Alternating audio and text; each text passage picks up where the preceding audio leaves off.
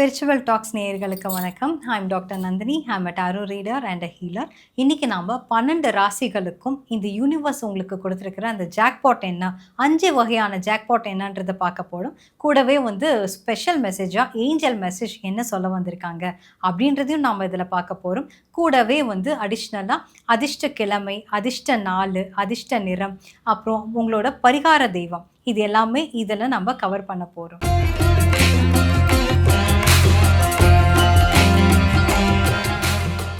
மேஷராசி அன்பர்களுக்கு என்னென்ன ஜாக்பாட் அடிக்க போகுது, முதல்ல 5 ஜாக்பாட் என்ன அப்படின்றத பார்த்துடலாம். அதோட உங்களுக்கான பரிகார தெய்வங்கள், கிழமை, இது எல்லாமே என்னென்ன இருக்கு, என்னென்ன யூனிவர்ஸ் உங்களுக்கு சொல்லியிருக்கு அப்படின்றத இந்த டாரோ கார்ட்ஸ் வழியாக நம்ம இன்னைக்கு தெரிஞ்சுக்கலாம் வாங்க.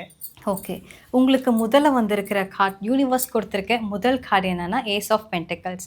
யாராவது நிலம் சம்பந்தமான பிரச்சனைகள் இருக்கு, இல்லை வீடு கட்டிட்டு பக்கத்தில் ஏதாவது பிரச்சனைகள் பண்ணுறாங்க அப்படின்னா கண்டிப்பாக உங்களுக்கு ஒரு சொல்யூஷன் கிடைக்கிறதுக்கான வழி இருக்குங்க. உங்களுக்கு பில்டிங் கட்டியிருக்கீங்க, அது பாதியிலே நிற்குது அப்படின்னா அது உங்களுக்கு கண்டிப்பாக கம்ப்ளீட் ஆகிடும் அப்படின்றது தான் இந்த யூனிவர்ஸ் உங்களுக்கு ஜாக்பாட்டாக கொடுத்துருக்கு. இப்போ உங்களுக்கு செகண்ட் ஜாக்பாட் என்ன அப்படின்னு பார்த்தீங்கன்னா பிரின்ஸ் ஆஃப் ஸ்வாட்ஸ். இதில் யாராவது லவ் சம்மந்தமான விஷயங்களில் செப்ரேஷனில் இருக்கீங்க, திரும்ப ரீயூனியன் கிடைக்குமா, திரும்ப நீங்கள் ஜாயின் ஆவீங்களா அப்படின்னு நினைக்கிறவங்களுக்கான ஒரு நல்ல ஒரு ஜாக்பாட்டை தான் யூனிவர்ஸ் சொல்லியிருக்காங்க. நிச்சயமாக அந்த செப்ரேஷன்ன்றது ரெடியூஸ் ஆகிடும், நீங்கள் கண்டிப்பாக ஒன்று சேர்ந்துருவீங்க. ஹஸ்பண்ட் அண்ட் ஒய்ஃப்குள்ளார ஒரு பிரிவினை இருக்குது அப்படின்னா கூட நீங்கள் 2 பேரும் ஒன்று சேர்றதை பார்க்கலாம். நெக்ஸ்ட்டு உங்களுக்கு தேர்ட் ஜாக்பாட் என்ன அப்படின்னா 10 ஆஃப் பென்டிகல்ஸ். இதுவும் காதலருக்கு சம்மந்தமான விஷயம் தாங்க, ஆனால் கொஞ்சம் வேறுபட்டது. என்னென்னா இப்போது வீட்டில் அலைன்ஸ் வேறு இடத்துல பார்க்குறாங்க, ஆனால் உங்களுக்கு கல்யாணம் நடக்கணும் அப்படின்னு நினைக்கிறவங்களுக்கு நிச்சயமாக நீங்கள் எதிர்பார்த்த உங்களுடைய லவ்வரையே நீங்கள் கல்யாணம் பண்ணிக்குவீங்க. அதாவது மனசுக்கு பிடிச்ச ஒரு மாப்பிள்ளையவே நீங்கள் கல்யாணம் பண்ணிப்பீங்க. நீங்கள் யாராவது ஒரு பார்ட்னர்ஷிப் போட்டு ஒரு பிஸ்னஸ் பண்ணணும் அப்படின்னு நினைக்கிறவங்களுக்கு கூட இது ரொம்ப ரொம்ப ஒரு பாசிட்டிவான ஒரு சொல்யூஷனை இந்த யூனிவர்ஸ் கொடுத்துருக்கு. நிச்சயமாக அதில் நல்ல லாபம் அடையிறத நீங்கள் பார்க்கலாம். உங்களுக்கு ஃபோர்த் ஜாக்பாட் என்ன அப்படின்னு பார்த்தீங்கன்னா அது ஹேங்மேன்.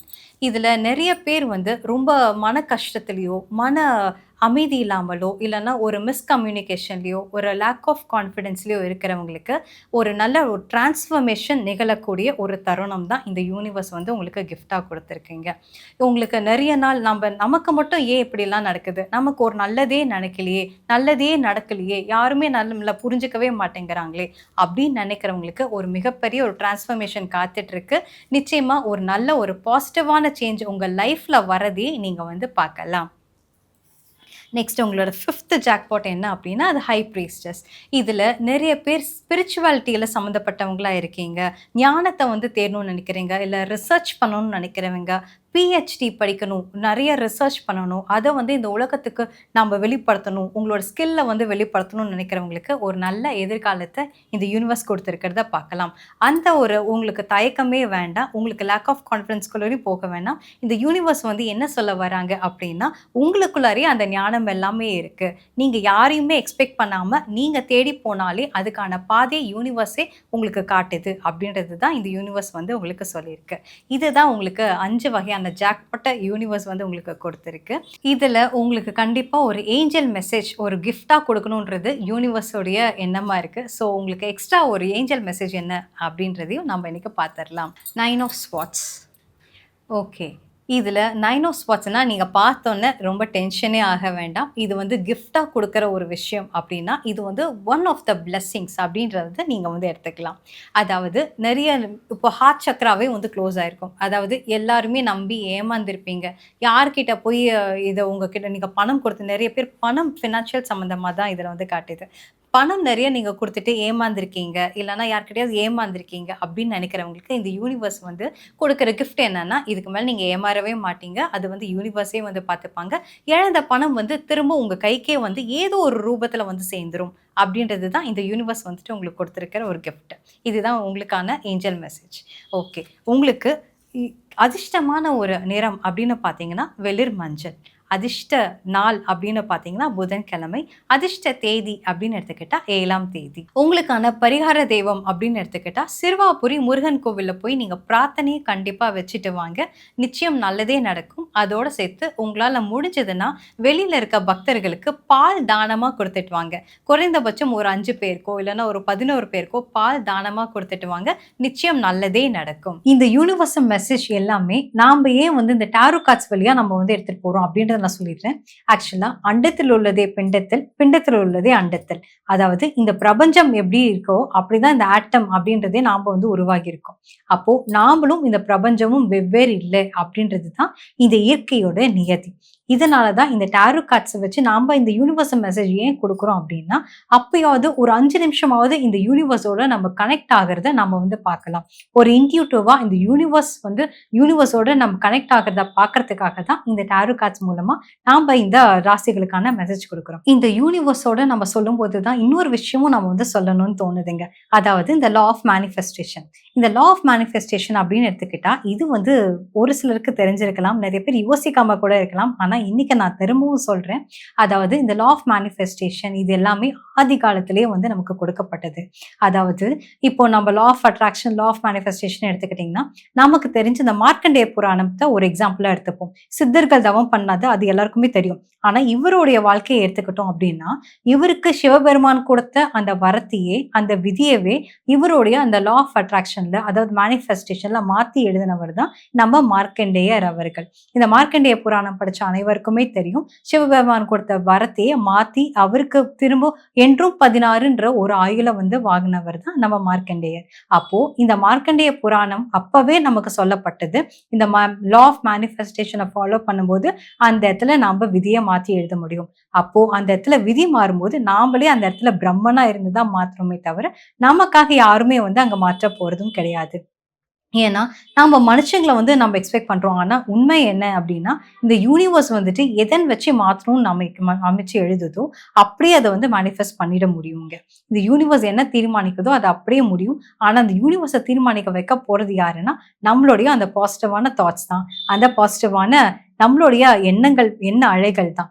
அப்போ அதை நம்ம பாசிட்டிவா வைக்கணும் அப்படின்னாலே, நம்ம அதை பாசிட்டிவா வச்சிருந்தோம் அப்படின்னாலே அந்த இடத்துல ஒரு லா ஆஃப் மேனிஃபெஸ்டேஷன்றது உருவாகிறத பார்க்கலாம். இந்த மார்க்கண்டேயர் எப்படி அவருடைய விதியை மாத்தி எழுதினாரோ நம்ம விதியும் நம்ம மாத்தி எழுதலாம். இது இந்த பிரபஞ்சமே கொடுத்திருக்க நமக்கு ஒரு நியதிங்க, ஒரு விதிங்க. அடுத்தது இந்த ராசிகள் அப்படின்னு நீங்க எடுத்துக்கிட்டீங்கன்னா ஒவ்வொரு ராசியும் இந்த வான மண்டலத்துல இருக்கிறத நீங்க வந்து பார்க்கலாங்க. இந்த வான மண்டலத்துல இருக்கிற அந்த ராசிகள் வந்து இந்த மேஷ ராசினா இப்படிதான் இருக்கும், ரிஷப ராசினா இப்படிதான் இருக்கும், மீன ராசினா இந்த சிம்பிள் தான் இருக்கும், அதை விருச்சகம்னா வந்து தேல் போல இருக்கும், கடகம்னா அந்த கிராப் போல இருக்கும். இது எல்லாமே வான மண்டலத்துல இருந்து தான் வந்து எடுத்திருக்காங்க. சோ அப்ப அது யூனிவர்ஸ்ல இருந்து தான் வந்து எடுத்திருக்காங்க இல்லையா. அதாவது இந்த இஸ்ரோ, இந்த சயின்ஸ் எல்லாமே தோன்றதுக்கு முன்னாடி ஆதி காலத்திலே இந்த வான மண்டலத்துல இருந்து நம்ம சித்தர்களே இது வந்து எடுத்து ஞான ரீதியா ஞானத்தால உணர்ந்து இதை நமக்கு கொடுத்திருக்காங்க இந்த ராசிகளை. இததான் வந்து இப்போ இந்த நவ கிரகங்களும் அதாவது இந்த கோள்களுமே பாத்தீங்கன்னா இந்த இஸ்ரோல இப்போ தோன்ற இந்த இஸ்ரோ வந்து இப்போ நமக்கு கொடுத்திருக்க இந்த பிளானட்ஸ் எல்லாம். ஆனா இதெல்லாம் தோன்றதுக்கு முன்னாடி ஆதி காலத்திலேயே நவ கிரகங்கள்ல கோவில் வந்து வடிவமைக்கப்பட்டதுங்க. அப்போ இந்த ராசிகள், இந்த நவ கிரகங்கள் எல்லாமே இந்த சயின்ஸ், இந்த டெக்னாலஜி எல்லாம் வரதுக்கு முன்னாடி சித்தர்கள் மூலமாவே நமக்கு வந்து சொல்லப்பட்ட ஒரு உண்மையான ரகசியங்கள், உண்மையான விஷயங்கள். அதுதான் நம்ம வந்து கோவில்கள்ல பாக்குறோம் இல்லைங்களா. அப்போ இந்த ராசிகள் எல்லாமே வந்து ஒர்க் அவுட் ஆகுமா, இதெல்லாம் உண்மையானு கேட்டா இந்த யூனிவர்ஸ் என்னைக்குமே பொய் சொல்லாது. அதோட நம்ம இன்ட்யூட்டிவா இந்த யூனிவர்ஸோட கனெக்ட் பண்ணும்போது இந்த டாரோ கார்ட்ஸ் அப்படியே 100% உள்ளது உள்ளபடி சொல்லும். என்ன ஒரு விஷயம்னா யாருக்கு என்ன ரெஸ்னேட் ஆகுதோ அவங்க அதை வந்து எடுத்துப்பாங்க. இதுதான் வந்து யூனிவர்ஸ் உங்களுக்கு சொல்ல வேண்டிய ஒரு மெசேஜுங்க. ஓகே, பை த வே இதில் யாரெல்லாம் ஷேர் பண்ணணும்னு நினைக்கிறீங்களோ நீங்க தாராளமா ஷேர் பண்ணுங்க, லைக் பண்ணுங்க, சப்ஸ்கிரைப் பண்ணுங்க. முக்கியமா உங்களுக்கு என்னெல்லாம் கமெண்ட்ஸ் போடணும், என்ன வந்து தோணுது, இல்லை கொஸ்டின்ஸ் கேட்கணும் அப்படின்னா கூட நீங்க கமெண்ட்ஸ்ல லீவ் பண்ணுங்க, நான் பார்க்கிறேன். அனைவருக்கும் நன்றி.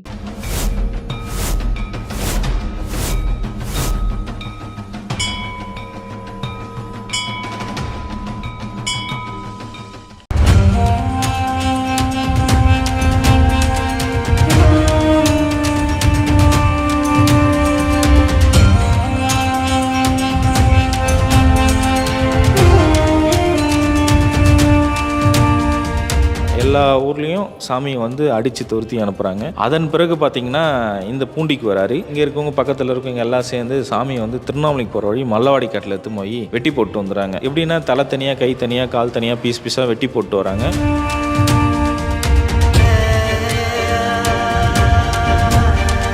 ஆற்றுல இருக்காரையே வெள்ளம் வருது. ஒரு அடிக்கு ஒரு அடி 360 டிகிரி தண்ணி ஃபுல்லாக விலகி போகுது. தவத்திலேருந்து எந்திரிச்சிக்கல, தண்ணிக்கு மேலே ஜடம் அதுக்கு பிடிச்சிருந்தா வரல. தோண்டி பார்க்குறாங்க சாமியை. சாமி பார்த்தா உயிரோடு இருக்கிறாரு. பூண்டி மகான் பார்த்தீங்கன்னா மேற்கு ஒரு திண்ணையும் கிழக்கு ஒரு திண்ணையும் இருந்தது. இந்த கிழக்கு திண்ணையில் அந்த திண்ணையில் உட்கார சொல்ல தான் 19 வருட காலங்களாக பூமியில் கால் படலை.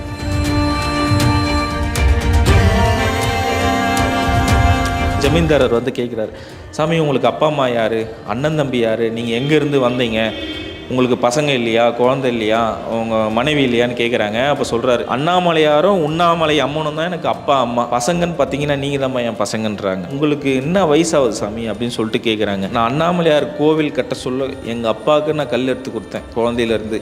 இன்றைக்கி ப்ரெசன்ட் டேட்டுன்னா அதுதான் என் வயசு, நீ அன்றைக்கி நீங்கள் கூட்டி சொல்லுப்பான்ற.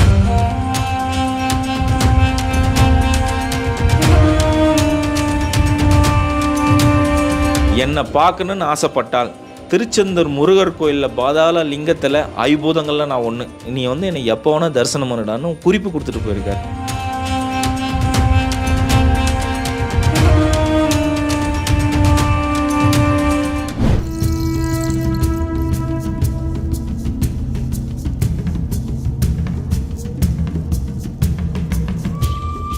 புலிகள் கூட ஒரு மகான் விளையாடி இருக்காரு. இவர் தவம் இருக்கும்போது இந்த வரி புலிகள் இவரை பாதுகாத்திருக்கு. திருவண்ணாமலைக்கு வந்த மகான்கள் வரிசையில இவர் முன்னோடின்னு சொல்றாங்க. ஈசான்ய ஞான தேசிகர் ஐயா. இவருடைய வாழ்க்கை வரலாறு தான் நம்மளுடைய தேடல் பயணத்துல பார்க்க போறோம்.